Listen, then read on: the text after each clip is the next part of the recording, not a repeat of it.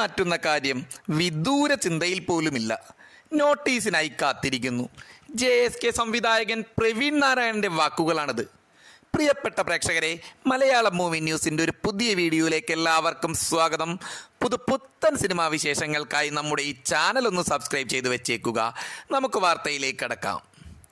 കേന്ദ്രമന്ത്രിയും മലയാളത്തിലെ ഒരു സൂപ്പർ സ്റ്റാറുമായ സുരേഷ് ഗോപി നായകനായ JSK Janaki versus state of Kerala എന്ന ചിത്രവുമായി ബന്ധപ്പെട്ട പേരുമാറ്റ വിവാദത്തിൽ നിലപാട് വ്യക്തമാക്കിയിരിക്കുകയാണ് സംവിധായകൻ പ്രവീൺ നാരായണൻ. പേരുമാറ്റുക എന്നത് തങ്ങളുടെ വിദൂര ചിന്തകളിൽ പോലുമില്ലെന്ന് പ്രവീൺ ഫേസ്ബുക്കിൽ കുറിച്ചു.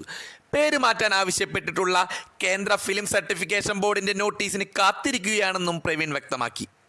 Janaki versus state of Kerala ഇതെഴുതുന്ന ഈ നിമിഷവും ഒരു സിനിമ മാത്രമാണ് എല്ലാവർക്കും. 7 വർഷങ്ങൾക്ക് മുൻപ് കണ്ട ഒരു പത്രവായനയിൽ നിന്ന് തുടങ്ങിയ യാത്ര ഒരു കൂട്ടം കലാകാരന്മാരുടെ വിയർപ്പും സ്വപ്നവും കാത്തിരിപ്പും കൂടിയാണ്. പേരുമാറ്റുക എന്നത് ഞങ്ങളുടെ വിദൂര ചിന്തകളിൽ പോലുമില്ല. CBFCയുടെ കാരണം കാണിക്കൽ നോട്ടീസിനായി കാത്തിരിക്കുന്നു എന്നായിരുന്നു പ്രവീൺ ഫേസ്ബുക്കിൽ കുറിച്ചത്. ജൂൺ 27 റിലീസ് ചെയ്യാനിരിക്കുന്ന ചിത്രമാണ് Janaki versus state of Kerala. സിനിമയുടെയും കഥാപാത്രത്തിൻ്റെയും പേരിലെ ജാനകി മാറ്റണമെന്നാണ് കേന്ദ്ര സെൻസർ ബോർഡിന്റെ നിർദ്ദേശം. വിശ്വാസത്തെ മുറിവേൽപ്പിക്കുന്ന കാരണം ചൂണ്ടിക്കാട്ടിയാണ് സെൻസർ ബോർഡ് ഈ ആവശ്യം ഉന്നയിച്ചതായിട്ടാണ് മാധ്യമ റിപ്പോർട്ടുകൾ.